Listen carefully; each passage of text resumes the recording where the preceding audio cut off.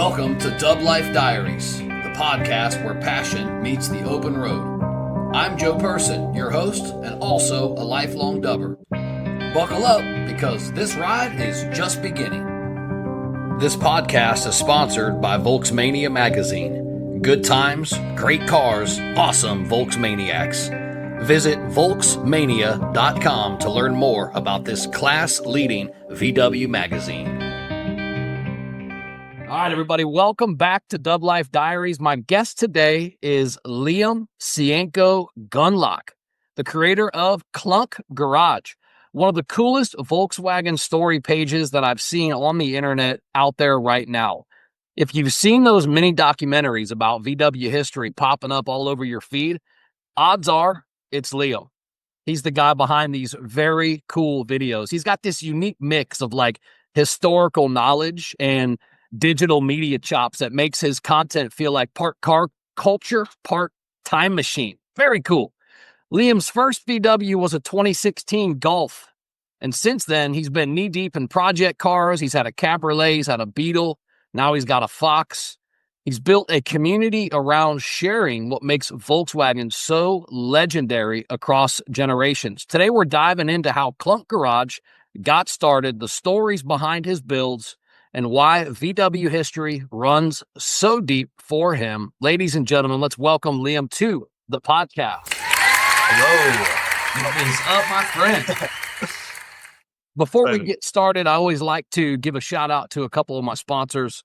First up on the list, Volksmania magazine. I feel they're the flyest VW magazine on the face of the planet. I talk a lot about them because just very cool people, very quality magazine. Volksmania.com. If you're a U.S. subscriber, you can subscribe, use DubLife10 at checkout. You'll get 10% off your subscription. Also, Salty Dub, from the beach to the bay, Salty Dub tearing up the VW scene, VW events, VW swag. Check those guys out, saltydub.com. Same discount code, DubLife10. Now, that is only going to work on merch. Lastly, little announcement. The podcast has a YouTube page.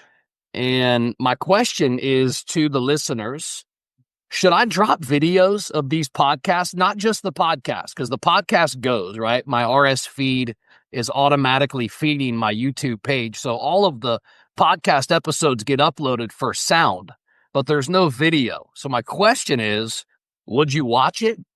If I spent the time, I edited the videos down, and I would obviously dress them up, right? I'd make them cool. I'd add flash. I'd add, when somebody mentions a car, I'd probably add a picture of the car, that type of stuff, right? Give me your thoughts. Email me, dublifediaries@gmail.com. Tell me what your thoughts are if I should.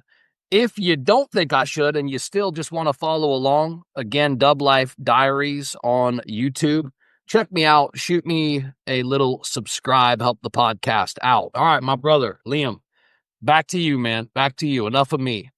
Now, I got to tell you, man, you got one of the coolest VW storytelling pages online right now, anywhere that I've seen. Thank you. Very, very exciting. Klunk Garage is the name to it. Before we get into it, just tell me, what are you driving right now as a daily? So I traded in my 2016 Golf, which was with me for like 4 years. Absolutely love that car.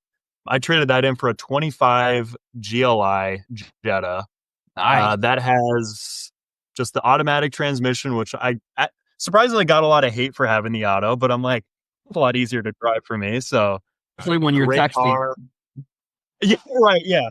Easier to distract driving. No, I love that car. It's great. Just took it up to Mount Rainier a couple of times and it's a blast. Absolutely love it. So if you had to sum up your VW journey in one sentence for somebody who's never heard of you or seen you before, what would you say? Man, learning. It's hard to figure out like a sentence for it because for me, it's such a long line of like so many different things I've learned about cars, about the culture. It's hard to like totally sum it up because I wasn't a car guy when I first joined kind of the Volkswagen family. I didn't know anything about cars. And so as soon as I got my Golf and I started to dive into like VW history and how these are modified, I'm just like, man, like this is the culture I want to be a part of. And there's such a rich culture to it. And man, it's hard to explain. I don't know, like a sentence, man. Yeah. It's more like a feeling. And I get It's it. a feeling. I get it. Yeah. So you Yeah. built this platform around the history of these Yep. cars and you tell these stories so well. Where did the obsession first start for you? When I can probably say it better. When did you get bit by the bug, so to speak?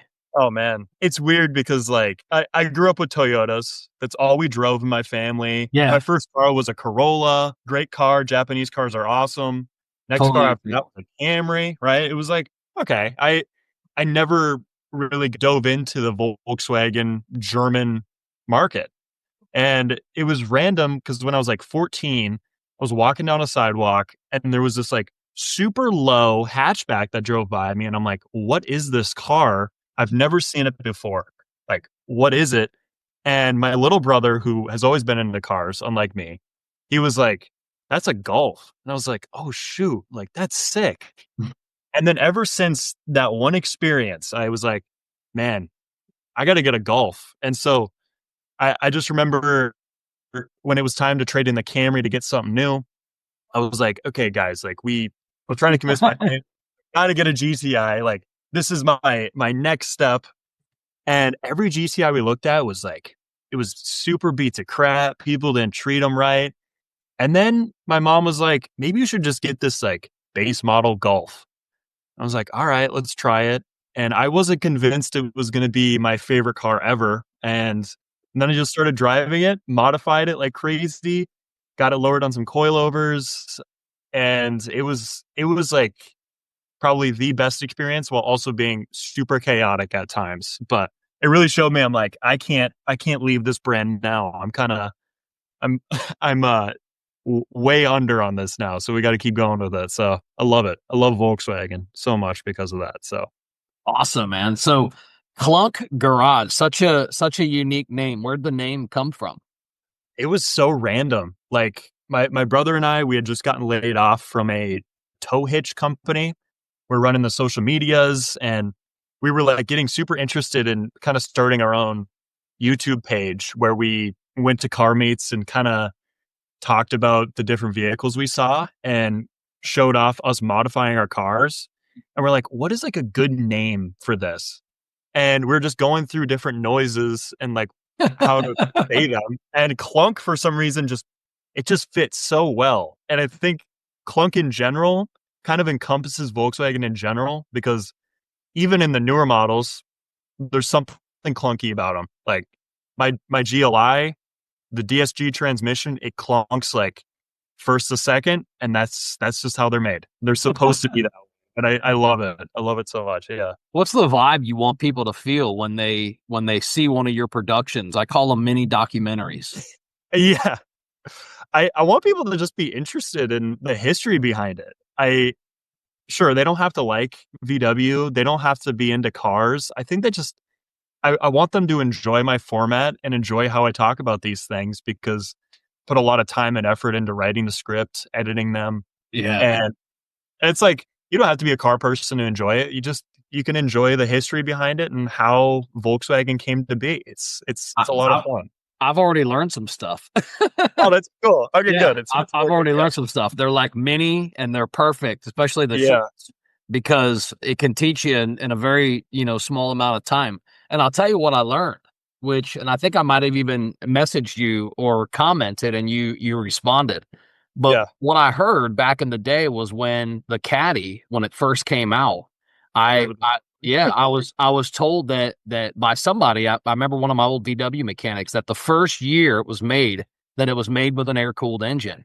And I Mhm. thought to myself, that would be an unbelievable collector's car because I've never seen one in my life. I've seen them all modded out, all lowered and, all badass, but I've never seen one with an air-cooled motor. So I've like been on the search, I always go back and I look for the oldest ones I can find, and then I'm like, oh man, never mind. That's not the one. So I asked you that day and you were able to give me a little history lesson. So appreciate that. Well, and side note on that too, I can see where maybe that idea would come from because Brazil did use an air cooled engine in actually the generation of car behind you, they had the VW Gull, which is the base platform for the Fox that we get in the States. And that had an air-cooled engine to start off, and the air-cooled engine lived on in Brazil and Mexico for quite a long time.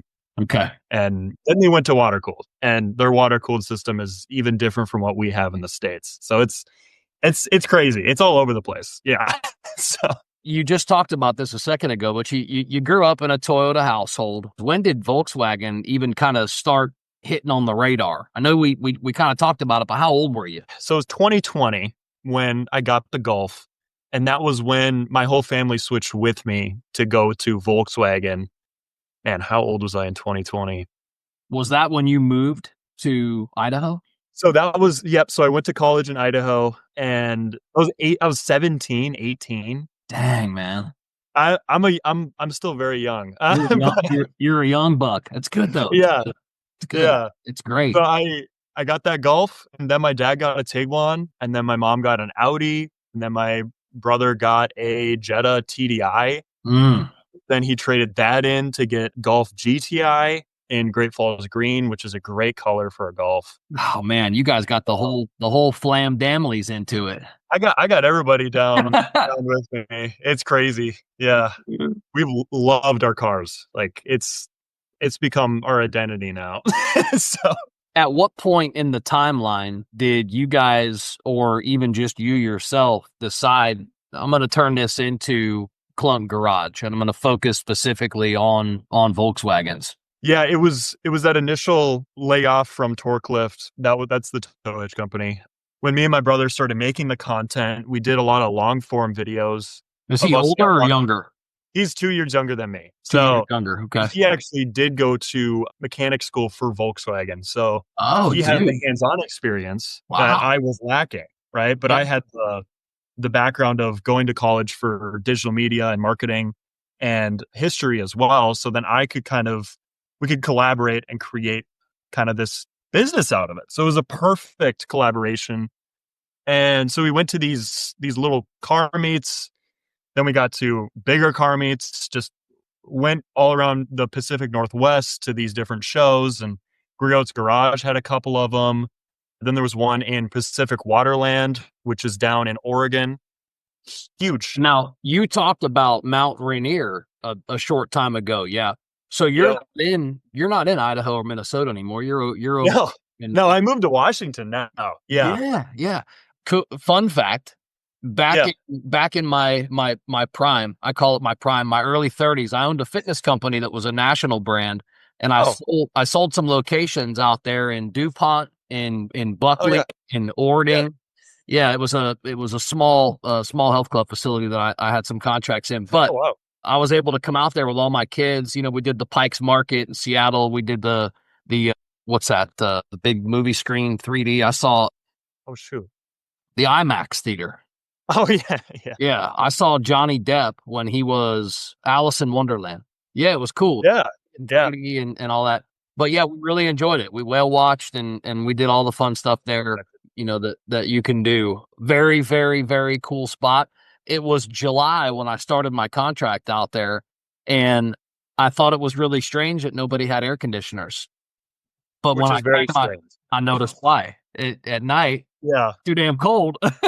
Yeah. I have the AC blasting right now because it's like 90 degrees outside, but Idaho, down at night though, right? Yeah. It's pretty nice. I have my windows down and stuff. I'm like, oh my God, way better than Minnesota, where it was like just freezing cold everywhere. Yeah, I bet, man. I'm down here in Florida where it's hot all the time and wet, humid. Exactly. Wet and humid. Can't escape that heat at all. So you can't, man. You can't. And if you open a door, it's even, car door outside, it's even hotter. You get the heat wave. It's down here. You were talking about you went to school for history, and I feel like that's cool to touch on this because you've got this blend of history and storytelling and really what sounds like just pure car love. Like, how did you figure out such a successful formula for the videos that you make? It's funny because I never thought I would be doing these short form documentaries, especially at the start, because like even in college, I was really bad at college. Like I was not very good at history. I'm not very good at reading. I've always struggled with reading. So I'm like, how am I going to make historical based videos? And then all of a sudden I just was like, man, I keep going down these rabbit holes. And then passion drove me to be able to read this material, learning about these cars. And I started off making kind of clickbaity videos where it's like, oh, VW is dying or like something crazy. I'm like, okay, I got to get facts. I got to get Right, it. right. And I'm like, all right. And I didn't have the passion yet. But then I just randomly was like, what if I focus on particular models? And I did.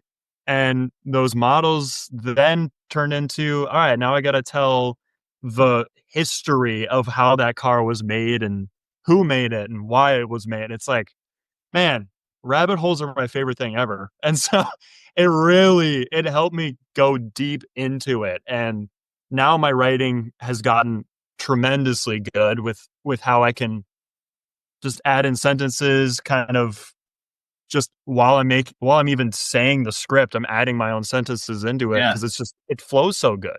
Yeah, we It's call just a it good format. ad-libbing. Ad-libbing Ad is lib it. Yeah. yeah, that's Yeah, part winging of it. yeah, that I was gonna say that's part of knowing your content so Yeah. well that you Yep. can add to it, right? To Correct. enhance it. I think that's well played, brother. Well played. Thank you. Yeah. What do you think one of the hardest parts about running Klunk Garage is across multiple platforms? Because like I've got my podcast on, I want to say 6 platforms, so I know where my struggles are, but I want to hear about yours. What do you think your struggles are about multiple platforms? I'm about half of that, 3, right? So I got YouTube, TikTok, and Instagram. I think the hardest part is understanding how interactions work on each platform Yeah, man. because Amen. as much as I've learned about it over the years, I literally still do not understand it all the way through. I mean, like, my TikTok grew extremely fast in the span of 3 months. I gained about 2,000 followers in no time. Yeah. Now it's, like, slow moving. I'm like, "Okay, what happened?" Instagram, I post I post the same videos, but, people's attention spans are different on each platform. Right. So I posted on Instagram, and now somehow I'm all I'm all of a sudden right next to TikTok in followers. And it was Oh like, man. it's crazy. It doesn't make sense how this works. So No, listen, I'm still trying to figure it out too. And I noticed that you almost have to change the script language of the post for each platform because, like, Mhm. for instance, Instagram is less talk, more hashtags, or tagging and inviting collaborators, and less, I guess, Yeah. verbiage. Facebook is more about what's in the body of the post and less about what it's like. It's super strange. Yep. And even on LinkedIn, It's a crazy. you have to take your video and you have to turn it into a leadership lesson for What in the LinkedIn. world? I know, right? It's pretty bizarre, but Huh. Chat GPT could probably help you a lot. Taking it and turning it into, what, True. yeah, just for the post. Towards the beginning of script writing, I use chat like quite a bit to help Yeah. out. Right. I Well, you just can didn't know write how to write everything, script. right? And then you can put it in there and say, spit it back out in a Yeah, format or whatever. And it's actually super helpful and it it saves is. a whole bunch of time. So, And it did at the beginning when I was trying to post every day, and right. then I noticed the quality of the content wasn't there. So then I was like, "Okay, now I know how to write because chat was helping me so much, Yeah. that now I just write everything." And I'm Nice, like, dude. even better than chat was. So I'm like, "Alright, we're good now." So, Yeah. yeah. No, that's great. Talking about the following and the videos and what's taken off and what isn't. Do you remember what your first video that you posted on either of these platforms that really popped off? Do you remember which one it was? Oh, yeah. Oh, yeah. So it was an Let me hear early. about it and let me hear what kind of traction it's had. Oh, heck yeah. Yeah, so on TikTok, which was the first platform to grow extremely fast, it was one of my older formats when I was still making videos in my car, so the audio was off, the colors and the quality wasn't there, but somehow that video grew to, I think it's sitting at like 120,000 views. Yeah. You know, and it was out of nowhere because I had been posting other videos that just maybe 1,000 views, and that's typical. But then this one just went crazy. And then I kind of looked into it, and the followers I was getting were all South African because I talked about the City Golf in South Africa, which was the Mark I Golf that just continued on in South Africa. They just kept building it. They absolutely loved it. Kind of like the Beetle in Mexico, where it's like they just didn't let that thing die. So they just kept updating it over the years. Into the South 90s. Africans loved it. Yeah. Yeah. South Africans loved it. So like I think probably like 1,500 of my followers are just South African. And I'm like, okay. Yo, that's awesome though, man, to have a It's so worldwide cool. following. I've done a podcast with a company in South Africa called Yeah. Afro and Oh, I met the owner, and then his marketing manager, he and I kicked it off, we had a great conversation. I ended up coming back around, circling maybe 15, 18 episodes later, and I interviewed him, the marketing manager, by himself, because he's just got such a unique story himself. But yeah, man, South cool. Africa's got a big scene, big Volkswagen, especially the air-cooled side, for sure. Oh, yeah. Well, there's going to be a new meet down there, I think, in the next few months. Like Jamie Orr is hosting that one. So that looks fun. So yeah, cool. Very cool. So Volkswagen's history is wild. I get to hear about a lot of it through, some of the people that I touch. Tell me, what would surprise somebody most about VW's past, especially pertaining to the Beetle, that they might not know? The Beetle wasn't an original design, I think, is the biggest one. Like Ferdinand Porsche did design it, but it was already used on the NSU Type 32, which was a full like 2 years before the Type 1 ever came out. And I'm like, that's a thing. I thought the Beetle was like its own thing, but no, they were already doing that format way before the Beetle ever came out. And the other big fact that I love, so after World War II, Volkswagen was basically non-existent. They were bombed to oblivion. Wolfsburg was basically not a thing. And then out of nowhere, the British came in and they're like, let's rebuild this factory and start it back up. So kind of the new Volkswagen was kind of British derived, which I find kind of amazing. Yeah. And not a lot of people realize that. Like everybody talks about like, okay, yeah, it was from like Nazi Germany, right? I mean, like, sure. Yeah, dude. It was, but the actual, I think, historical value to it is that it was revived by allies and then brought over to the US, and people love it now. So it's crazy. It amazes me so much. Yeah, that's so cool though. What would be maybe one of your favorite weird VW facts that you've uncovered while doing whatever work's required making these documentaries? I think probably one of the weirdest is the Audi TT and how it got its name, because a lot of people don't realize how much this company NSU played a role in just helping out Volkswagen and Audi to build some of their best cars ever, because they had the NSU Prinz TT, which was their name. And then they ended up using it on the Audi TT. And that was like a span of 40 years, I think, between the two of them. And wow, a lot of people don't realize that like VW and Audi, they bought all these companies and then they're like, we're going to reuse this name like, I don't know how many years later and try to make a successor to something that wasn't ours. It's so fascinating to me. So that's actually really, really cool. Yeah. If you had to crown a model as maybe the most influential VW ever made, who's going to get the title? It's easy to go with Beetle. I think Type 1, I mean, that thing lived for 70 years, which is insanity. Insanity. Totally. 1938, and frankly, before that as well, but fully produced from 38 all the way to 2003, which there's not a lot of cars that can compete with that longevity.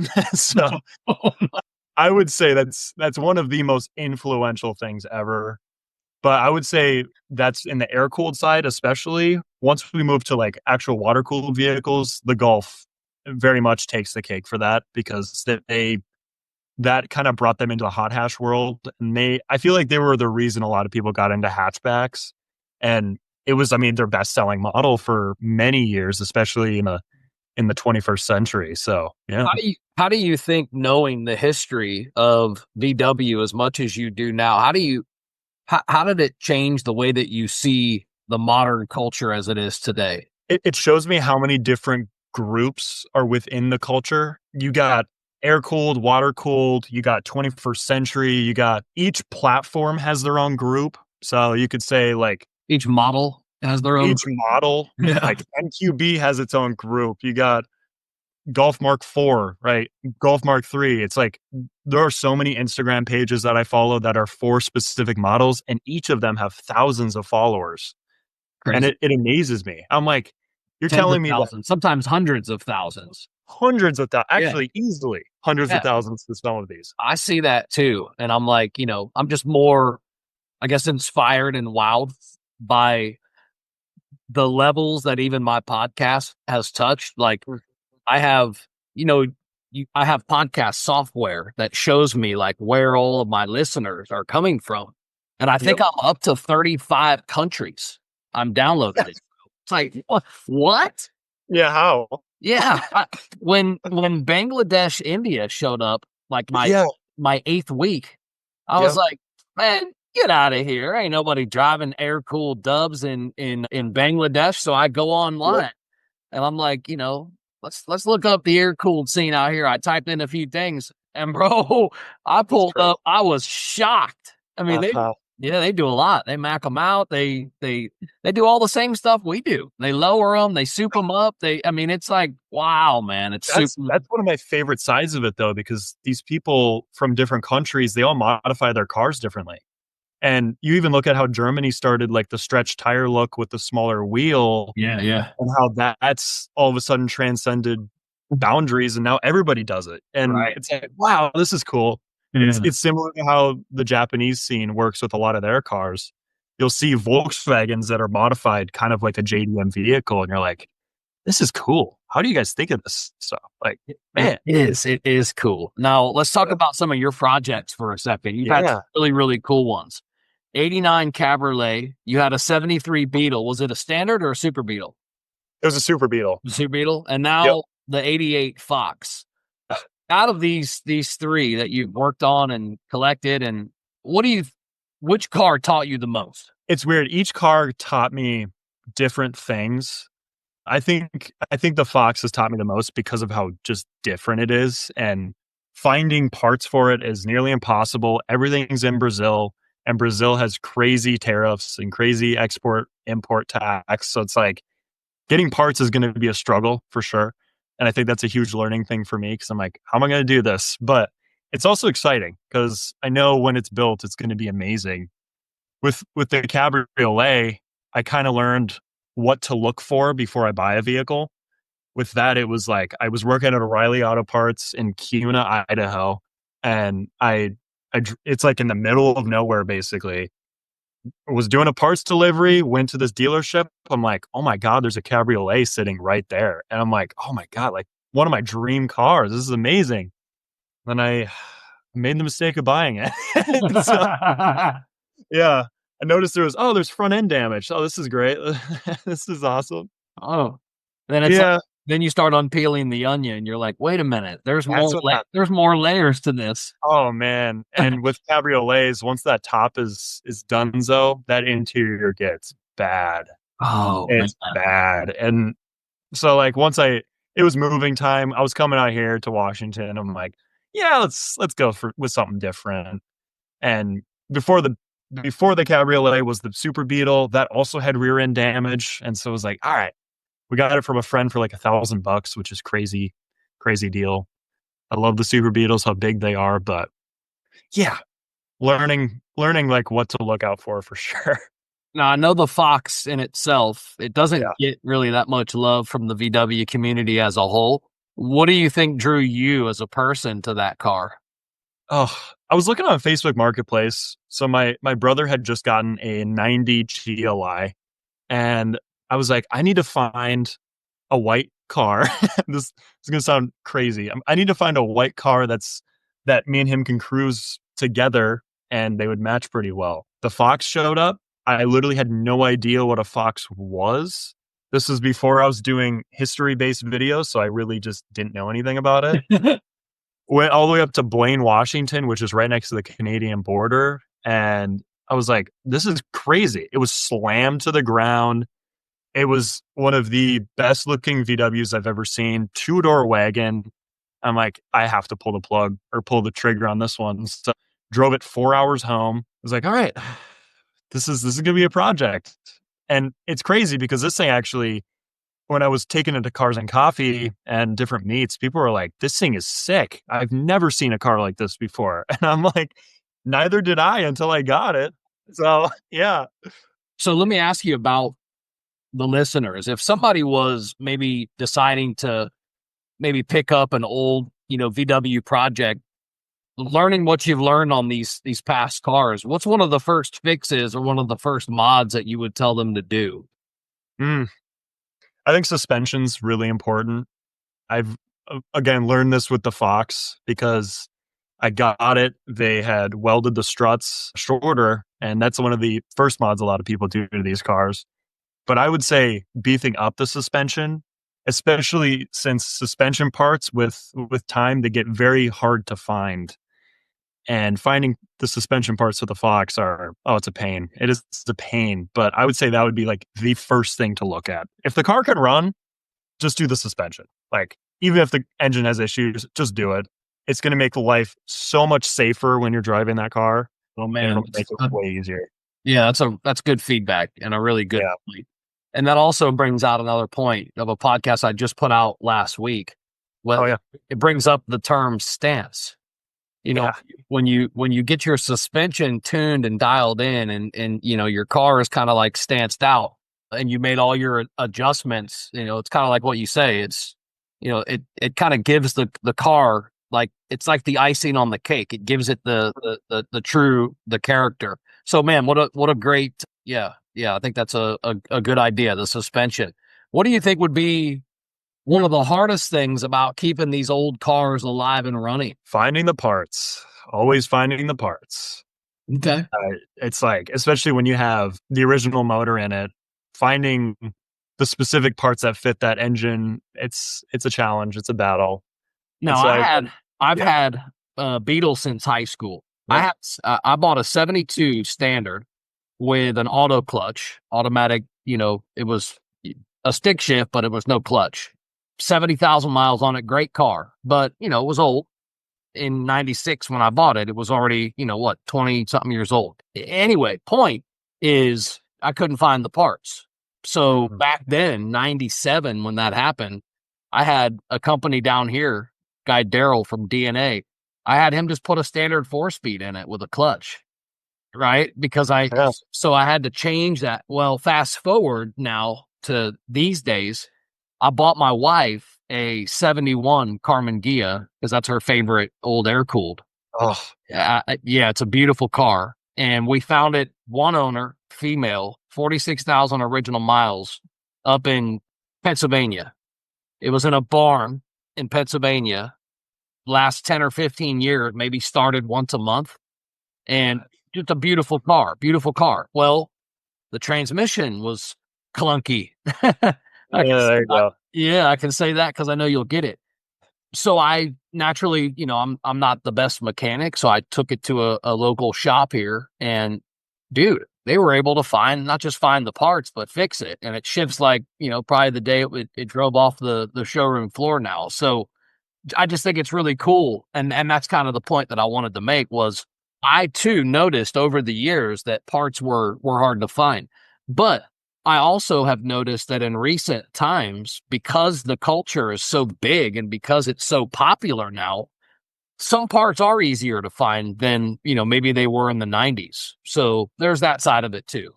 Yeah. Well, and especially if the car is popular in a specific group. I mean, you got people 3D printing bushings, machining full parts. Yes. I mean, you can build a whole car now if you have a mill or whatever it's called. It's like, oh my goodness. Yeah, dude. Yeah, no, I totally am in agreement. And that's cool. So It's a double-edged sword. Parts are hard to find, hard to source, yes. But I think as the culture continues, hopefully it'll get easier over time because we got to keep these things running, right? That's like the main thing. So you've spent a lot of time in the history in both the air-cooled and the water-cooled circles. Do you think the rivalry is actually real, or do you think it's more just playful of the air-cooled versus the water-cooled? It's weird. I actually got a comment on an older video talking about, I think it was talking about my Jetta, and it was an older gentleman, I believe, who was like, he's like, I can't stand this modern Volkswagen garbage. He's like, air cooled are the only good VWs. I'm like, all right, cool.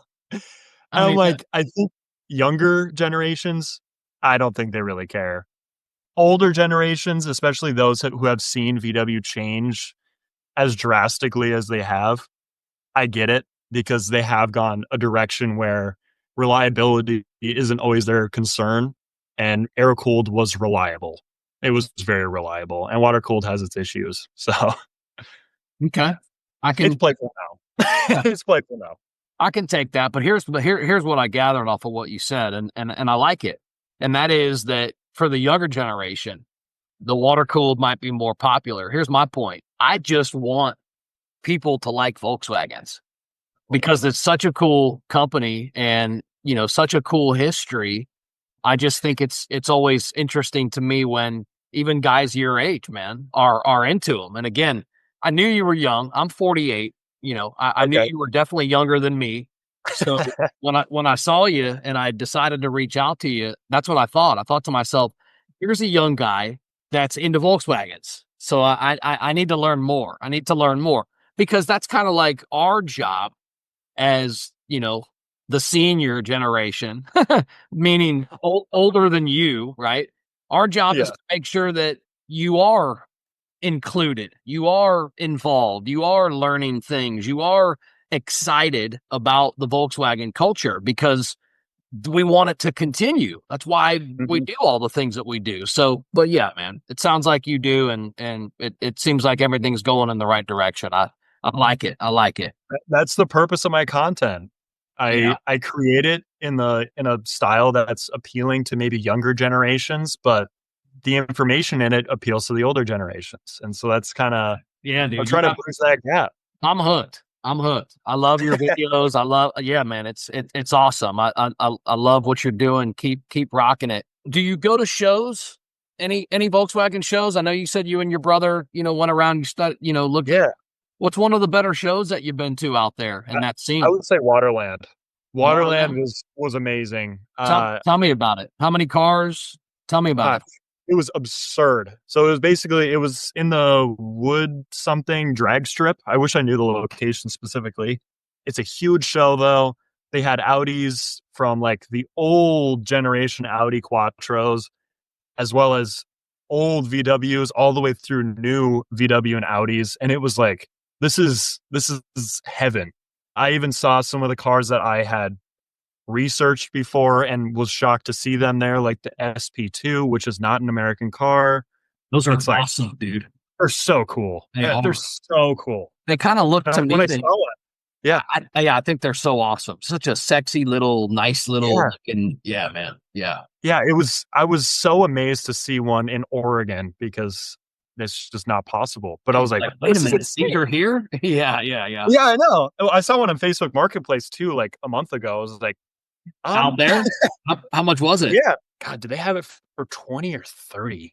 Yeah, sounds And about this thing right. had been sitting too. I'm like, these are rust prone, like to the max. So I would beware, but it's cool that it exists out here. So Yeah, for sure. yeah. Your mini documents are like super polished. Walk me through your process from idea of a car and a post that you want to make to production, to posting it. It's it's kind of it sounds like a long process, but it takes me maybe 4 or 5 hours to make a full length video and post it. It all starts from one singular idea, whether I get that from a comment section or I was I got it from some VW media I just randomly came across. That's happened multiple times where I'm like scrolling through Instagram. I'm like, what is Oh, that? I guess I'm yeah. making a video about it. Yeah, And yeah, that yeah. would Cool. happen all the time. Then from there, I'm like, all right, now I got to do research. So while I kind of write the hook at the for the intro, and then I start getting all the links together, and I just go through and I just read and read and read. I'm scrolling and scrolling, taking in information, reading multiple articles, and then I'm like, all right, now read it through, make sure it looks good. Now I got to come here, which is my apartment. It's linked to my parents' house, so it's kind of nice that we're all together. Yeah, heck Uh, yeah. it's so awesome. And so then I come up here, set up my light, set my camera up, make sure everything's like set and looking good. Read the script with my teleprompter app on my phone, and then boom, time to edit. And that's a span of like 2 hours most of the time. And that's probably the longest part. I would say the editing. It feels the longest because I'm Yeah. just like adding For, photos. for me, Edit. that's the longest part too. Longest part is East. this part's the Yeah, fun part. Then, I got to edit this whole thing, and I, make the I can sound talk forever. compressed and Yeah, exactly. The sound's got to yeah. be equal, and I got to take stuff out, and I want to touch on something that is not a part of my questions I've got for you. It's the Wu-Tang poster behind you, baby. Heck yeah. Yeah, man. Talk to me Heck yeah. about that. You're a young guy to be Yeah. repping Wu-Tang. Let me hear how that got started. Yeah, I mean, I'm even wearing a GI Joe shirt, right? Like, and behind me is an N64. So I tend I to, see. yeah, it's, I mean, here's the N64, right? Yeah. I I'm not I'm not someone who likes a lot of new stuff when it comes to media. Huge Wu-Tang fan. My mom got me into Wu-Tang because Oh, cool. she listened to Tupac, Wu-Tang, all the rap groups from the early 90s through the Yeah. late 90s. I Um, graduated high school in 96, man. I feel like oh yeah, I yeah. ate breakfast most mornings with Tupac and Biggie. Oh heck yeah, yeah. Yeah. Yeah, that was our It, whole life back in the 90s. Your mom's probably my age. She is. No, she actually is. I believe. Yeah. I'm trying to remember like 47, 48. I don't know how old she is. My dad's like 52, but Okay. Yeah. and he's No, more of a that's rock guy. yeah. So, and that's that era, that generation, a Yeah. little bit older than me. They were into the hardcore, rock, Yep. 80s into the early 90s. And Yeah, that's man. that's still what I listen to as well. Like I'm a huge Tool fan. My dad and I we went to a aftershock festival down in Sacramento that was all like heavy metal and rock. So there's Tool, 311's my favorite band of all time. So I listen to them on the daily. Yeah, cool. Uh, it was fun, but I will say early rap, like Mobb Deep is one of my favorites. Let's go. Yeah. Yeah, it's so great. So I mean, so with yeah, with attachments to New York like that, yeah. do Oh, you yeah. do you like West Coast rap like Tupac and Oh, did yeah. you okay, yeah, Oh, good. yeah. Good. Yeah, Yeah. I don't listen to Tupac, like, as much, especially anymore. I used to listen to him all the time, but now I'm a full Wu-Tang fan. Czarface is one of my favorites. I Yeah. don't know if you've Awesome. listened to Czarface. I'm happy. I'm smiling because you're young, and I love that culture, the hip hop culture, Oh, yeah. can also continue. So Always. back to your videos. What do Yeah. you think makes a car video attractive enough to be shareable? You think it's a mixture of, like you were saying, the way you described how you create a hook and then you create a sound and then you create like the visual aspects? Like Mhm. what do you think makes a car video attractive enough for somebody to say, "Ooh, hell yeah, I'm sharing this one." It's about creating an aesthetic about it. My early videos, I wouldn't say they're super shareable because again, I was in my car. There wasn't a lot of things going on in them. I was just talking, had some photos come down, and they just weren't to me, they weren't up to par with what I'm doing now.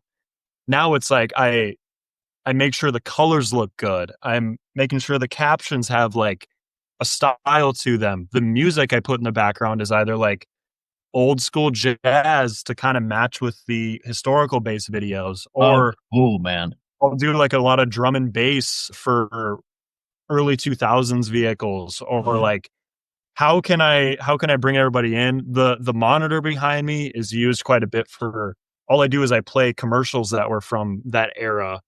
Um, Bro, you got a lot of thought into this, man. I knew I this was have gonna be to. a I good have question. to, you know? But that's why they're blowing up, man. And you know, Yeah, you're getting hundreds of thousands of views. I'm excited. I'm happy for you. I think it's so cool. thank you. Yeah, it's the positive and negative that I'm kind of a perfectionist at times. So, Yeah. yeah. Well, no, it's great. And I love looking at the screen behind you in recognizing that that's in a lot of your videos. And you're right. Yeah. You're always playing stuff from, you know, back in that era or that time of that. I'm just like, dude, this is really cool. So I was happy to ask that question because I feel like, yeah, I think it's important for people to know how much thought and really Oh, artistic talent goes into this. I mean, it's, you know, there's a lot there. it's So all about how much effort you can put in yeah, for how much time. Like, I feel like anybody can do this. They just have to put their mind to it and be consistent. yeah. It's Well, I, it's a lot of work. I'm gonna argue that not everybody could because Yeah, yeah. it takes a certain somebody. You can, and you do a very very good job of it. But yeah, man, give yourself a pat on the back. I always try to give credit where it's due. And so, if somebody wanted to maybe start creating VW content, because that's basically what both of our channels, both of our processes, both everything we do is all kind of VW based. But if Mhm. somebody else wanted to start producing VW content right now, what advice would you give them? Understand the history of it. I think that's the big thing. I see a lot of car reviews about Volkswagen products, and a lot of the time people show off the car and how it is, but it's like they don't technically know why that car is there and how VW got to designing it. And I feel like that's a very important side of things, especially my generation who is very content obsessed and really into like I'm going to be the next creator. It's very common, and I think a lot of them don't put in the time and effort into researching the actual history of it, and I think that's important. Yeah, man, that's very, very, Consistency very too. well So, said. Yeah, yeah. it is important. And you don't think that it would be. But like for instance, you know, I had to research you and your page and go look at all your videos and look at your views and learn you. And then I say, hey, you know, if you want to register as a guest, if you're cool with it, you know, go online and kind of give me your VW backstory. Normally I get a paragraph or two from people, right? Yep. Then it's like, oh, dude, then I got to go to work because then I have to manufacture all these questions and kind of create Yeah. an outline. And there's a lot of planning and time in front of a screen that is just okay. Let's go to his YouTube. Let's go to his TikTok. Let's go to the first video he posted. Let's go to his most popular video. And like, there's just a lot. So I can even imagine on your side of it as well, for sure, man. What Oh yeah. about a dream collab for you or a dream Ooh. feature? Yeah, who'd be your dream to collab with? Oh, there's so many. For me, it's just about collaborating. I think there are maybe the people that I would love to. I think once my following started to grow on TikTok, I got followed from Humble Mechanic as well as Jamie Orr. When they both followed my page, I was like, "This is big. Yeah, This is big." And I yeah, it mean, is. They don't follow me, man, and oh, I think you I may have have even reached out to Jamie oh yeah, a while back, just inviting him on the podcast, man. I don't think I ever even got a response. Not because he wouldn't, but maybe just because he's busy, which is it, same hey, thing happened to me. He yeah. followed me. I sent him a message. He read it. That was it. But I'm like, all right, he Yeah. followed. All good. Yeah. When you're busy, you're busy. I get it. Yeah, yeah, I get it. exactly. But I think once I got those follows, and then even my VW Beetle RSI video that I made, Volkswagen liked that post randomly. They liked it on TikTok. And I'm like, all right. So those are automatically three that I'm like, please Whoa. collaborate. Yeah. You know? That is awesome. Yeah. I noticed just a few days ago, my YouTube is it's kind of starting to grow. I think there's like Good. 70 or so followers now. But I was looking through them and I'm like, wait a minute, Volkswagen of Hong Kong's following my podcast. I'm like, now that and then I click on it and they have like a million something followers. What the I'm like, what? Like, okay, okay, like that's fine. I'll take Oh, it. that's funny. Yeah, and I don't That's ever cool like though. I don't try to do like the trendy stuff. Like No. my kids tell me like, "Oh, you gotta always tag Volkswagen and all this stuff and all," and I don't, Yeah. because Yeah. I want to be that quality that they Yeah. come to me. Exactly. I feel like we're all I'm doing is sharing stories of the community, and I think that that's important that somebody's documenting these stories. It is. Not just the history, but the culture, the people, Yeah. the families, the rides that they're putting together, the car shows that they're, all that stuff, man, needs to be celebrated because it's such a cool scene for sure. Well, and what's so amazing about it is that when you show the passion and show the love for the brand and kind of, yeah, what it's done for you, all these things, you get the attention of those people naturally, like you were saying. So like Yeah. tagging them doesn't change anything because it'll just naturally get their attention. Yeah, exactly. I I kind of think it's cheesy to tag. To me, it's like you're trying too That's hard. fair. Yeah, that's fair. I mean, for me, I'm like, I wasn't tagging originally, and then I did start tagging Volkswagen on my posts, but I'm not gonna tag an individual unless Maybe they're I in. should. Maybe I should then. I mean, it's up to you. Yeah. It hasn't changed anything for me. I everybody that everybody that follows me that has a following, it was all natural, and I think that's how it's just gonna happen anyways. Like I've been chatting with one of the guys, I don't know what his position is. I think he's like head of design for VW. Dang His man. name's Stefan Vosswinkel. So like What? Vosswinkel, very German. But Very cool.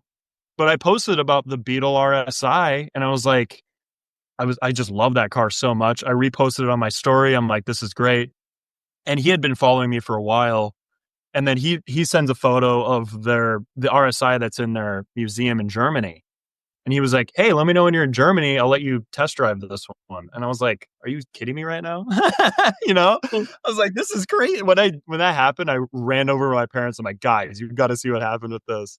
That is Uh, so absolutely so cool. And again, that's yeah, another thing. Like your passion is opening doors that never would have opened before. exactly. Volkswagen's diving pretty hard into the, electric, the EV market with stuff like the ID Buzz and all the other, really cool electric cars that are coming out. Do you think, your opinion, all this history that you have, do you think it's good for the brand or do you think they may be losing touch with their roots? Losing touch for sure. There's parts of it where they very much are doing callbacks to what they've done in the past. Like the Buzz is just a Type 2, right?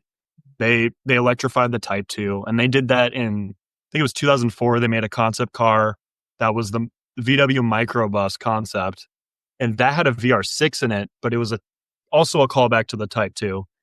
And then it was like 20 years of making this concept, and then they made the ID Buzz, and I'm like, for electric car, like this is how you should do it, in my opinion. I think the soullessness, and this is going to sound like very aggressive in a way, the soullessness that comes from the ID series with the naming convention of saying ID3, ID4, it's boring. Doesn't it kind of just makes it all seem like it's all the same, and it's kind of like this, I don't know how to explain it. This future of just lack of creativity. And I'm Okay. like, "All right, please stick with the creative stuff. Like you guys are very good at it. Let's not stray away from it too much." The ID Buzz, super creative. Love that car.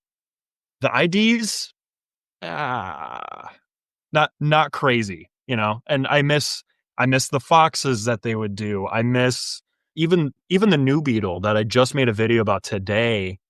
That's another one that I think it defined Y2K era VW, and when they were trying new things and trying to be different from everyone else. And I think now they're fitting into the mold of like what everybody else is doing.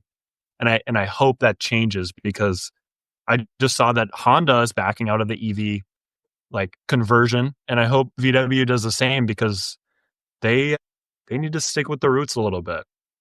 I like what you said, and I'd also love to see the ID Buzz with a VR6 That would be sick. or Yeah. even a motor out of the R8 or just something absolutely wild and crazy. Someone slammed. I saw a post of one slammed. I'm like, that is a cool looking car. Yeah, And I see for him in person every sure. once in a while. And I'm like, all right, like cool. Yeah, my wife and Select kids like them. They, yeah, but again, this is the next generation of, next gen. of kids that either Volkswagen's going to be cool or it's going to be, just the next car. It was always super cool for me growing up. So let's talk about Klunk Garage. What's next for you guys? Any builds? Is there any type of a series or any new video content or anything else that you're working on? Just like you, I'm trying to get into the YouTube world of long form. Because originally, I mean, I started Klunk with my brother, and of course, he had the mechanical experience, I had the media experience, and then he dove really deep into the Lego stuff. And he works at a Lego shop, and his Lego collection is absurd. But he Volkswagen wasn't really his thing anymore. So I'm like, all right. So that's where the content redirection happened when I was doing it all on my own now. And so the mechanical side of it and the car show side of it, I'm like, okay, now I got to figure out how to do this on my own. And so I think build wise, I'm still trying to build the Fox and I really want to make videos about that. It's just about getting the parts and getting the money to spend on the parts. Right. And then the other side of it too, as I showed that N64, I just got Beetle Adventure Racing, and that's an N64 game that I'm trying to make a video about because I want to talk about the history of why that exists Yeah, and why cool. it's such a good video game because VW does not do that very often. So I'm like, all right. And then yeah, it's like, what is next? I mean, I also talked about that offer that I got from a VW guy in Wolfsburg factory, right? He's like, come take a look at this RSI when you're out here. I'm like, all right, cool. And he said he would give me a backstage tour of the factory. I'm like, Oh, dude. now I got to redirect again so I can make this happen. I'm like, all right, Right.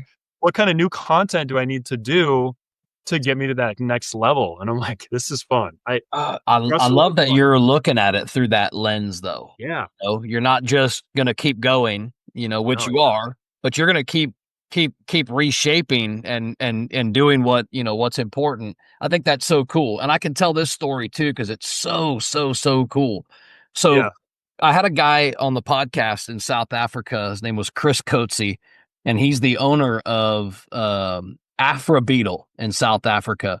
And we're in the middle of talking, and I'm like, so you mentioned a couple times your classic VW collection. I'm like, how many cars are in this collection? Are we, 10, 20 cars or what? He goes, oh, no, no, no. We're probably, closer to 100. I'm like, Mm. 100? I'm like, wait, okay, 100 what? He's like, oh, well, everything from 19 like 43, 42, all the way to like 75. He's got them every model times two in storage in South Africa. Right. So, right. It like shut my whole podcast down. I was like, skirt. I'm like, hold on a second, man. What? These are all in storage? He's like, yeah. I'm like, has anybody ever seen them? He's like, yeah, my family. I'm like, wow, right? So it was so intriguing to me. I was so excited to hear this. The thought, the dream that one day some of these cars would be, and a lot of them are right-hand drive. He's even got some left-hand drive. Wow. Yeah. That when, several months passed, I had talked to his marketing manager again and had him back on the podcast just a short time ago, Marcel. And I talked to Marcel about that collection. And guess what? Marcel has seen it. So he's got them spread out in different buildings, but they're inside. Now, some of them, he said, haven't, been started or ran in, 20, 30, 40 years, but they're there. And Low mileage probably too. yeah, dude, come on. How cool is that? So super intrigued by things I hear and see all over the world Yeah. too. Because of this platform, it's enabling me to and Marcel even said, hey man, if you're ever in South Africa, I'm like, how can I get there? And a lot of these guys, I talk to a lot of these guys, that do shows all over the country. And we're talking, killer 4, 5, 600, 800 cars, big productions, big shows. And when I hang up with them, I do calls, podcasts, things like this, conversations. I really, in my heart, I want to go. Like, I wanna Mhm. go see this show that they're putting on. So, I do the same thing, man, that you just said. I try to figure out, okay, this is not what I do full time. but how can I make this happen? It's intriguing because I want to. How about this one? If you could own any VW, no budget, any era, what would your dream build be? Going right back to the Beetle RSI. I Okay. don't know why I love that car so much. It's weird because like I make a lot of historical videos. I talk about a lot of cars, and once I made that video about the Beetle RSI that I had never heard about, I was like, "Oh my god, this thing's amazing." VR6 wide body kit on a new Beetle with a spoiler that's stock, and then it has the R32 Mark IV wheels. I'm like, this is ridiculous. And so my dream is to very much own one of those. If not, I do want to buy a new Beetle and just put a kit on it, and it has to be a diesel Beetle because that would be sick. So that's my Yes. And they can handle a lot too. Those diesels, they can handle. 1.9 diesels. Yeah. Amazing. Yeah. Amazing. All right. I got some rapid fire style questions. These are demand a fast response. So you ready? Yeah. All right. Favorite VW engine sound? 180. 180. Yeah. One VW, if you could daily it from now until forever, what would it be? I'll just take my Jetta for right now. It's a tough one. That's a very tough one. How about the most overrated VW of all time? Most overrated. God, I love VW so much. Everybody, there's always two sides to this question. And when I say that, I mean there's two camps. And here's the camps. One camp says, overrated? What? What are you talking about, man? I love VWs. There's no way, right? None of them are overrated. Yeah. They're all awesome. Others, they spit out a model, and they'll tell me. So there's always two camps. I think I got one. All right, let's go. Either the Mark V GTI or the Mark VI GTI. Okay. Overrated. How about underrated? The most underrated VW of all time. I think Mark 7 18T TSI Golf. It's base model, cheapest one, but it's underrated for how much power it can push and how good they can sound. If we talk for a few minutes about your followers, about some of the comments and some of the stuff, I know it's an energy that's worth talking about because, well, it's starting to happen to me. Like I'll wake up in the morning and I see like there's people arguing on my post and stuff, right? It's like, dang, man, I'm just trying to produce a podcast here, but the shorts, especially on TikTok, man, they blow up and they have all kinds of energy around them. So I always like to talk about this, but so if somebody asks you then from your following, from your comments, what would be a go-to tool for you? Maybe one you always keep in your car. What would it be? T20 for the engine bay, especially like where the air filter housing goes. I believe that's all T20. Also, just something to change a tire. I think that's probably the most important. I think that's pretty important. You got to be able to do that. If another fan wants to know a car that you might regret selling, obviously a VW, which one of them that you've had that you got rid of that you wish you never would have? My Mark 7 Golf, even though it was falling apart, I had driven it. It was hitting 93,000 miles. It had a IS-20 turbo, so it was turbo upgraded. Intercooler changed out. Water pump was freshly done. And I drove from Washington to Idaho. And on that trip, the car just started dumping coolant. Turned out one of the things broke on the intercooler, so it was just dumping everywhere. And I was stranded in something Powder, Oregon, like middle of nowhere. I was like, what in the world? Oh, man. We've all got our stranded stories for sure. Oh, I know. Yeah. My mom's old coworker at the funeral home came and picked me up in a hearse, and then we drove to show up to the wedding I was trying to get to. Oh my gosh, what a cool story. So you show, I mean, man, nothing says death sentence like showing up in a hearse, man. That's funny. That's funny. Yeah. So Klunk Garage on Instagram, on TikTok, on YouTube, where can people find you online? What's the handle? Is it just Klunk Garage? Is it it's just Klunk _garage or? No, it's all Klunk Garage. Yeah. So Klunk, KLUNK. Oh yeah. Garage, Garage. Again, he's on these three platforms: Instagram, TikTok, YouTube. Follow him, like him. You guys, you're gonna learn stuff from these videos. They are so cool.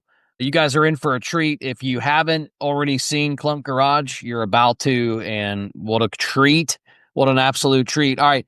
Anything that you got coming up as far as production coming that you could let out now that people can be looking out for? Well, I post every Monday, Wednesday, and Friday, and I'm trying to make a long form video right now for YouTube. So go subscribe to my YouTube channel, and we'll get some views going on that. We'll get some traction rolling. So, all right, final question I got for you. After all the years, after all the cars, well, I say all the years, but you're a young man, but still, yeah. After some of the years, after a few years, after the cars, what do you think keeps you hooked on Volkswagens? I think probably one of the biggest things people talk about is Volkswagen love, and just how it relates to, especially the Beetle, related to peace and all these like kind of hippie terms, right? Yeah. But I think that's really what keeps people attached to it. There's such a love about Volkswagen culture that it's hard to escape it once you're in it. And I think that just keeps me motivated to keep going, because I'm so passionate about it now. And I never would have thought I would have been passionate about it 5 years ago. I got goosebumps. So cool, man. I'm happy for you, man. I appreciate you coming on and responding. I know I'm just an old dude, trying to have a little fun with these, with this community. So I do appreciate your time. I thank you for sharing your story. And that's a wrap for this episode of Dub Life Diaries. Thanks for riding along with us and diving into these incredible stories of the people and the dubs that drive their dreams. If you love today's episode, don't forget to subscribe or hit that follow button so you never miss an adventure. Do you have a story to tell or know somebody else who's living the dub life? Awesome! Reach out to us. You can find us on all socials at Dub Life Diaries, or shoot me an email. I'm not hard to find. dublifediaries@gmail.com. Until next time, keep the engines humming and the wheels turning, and always follow the road that inspires you. This is Joe Person. I'm signing off. I'll catch you on the next ride.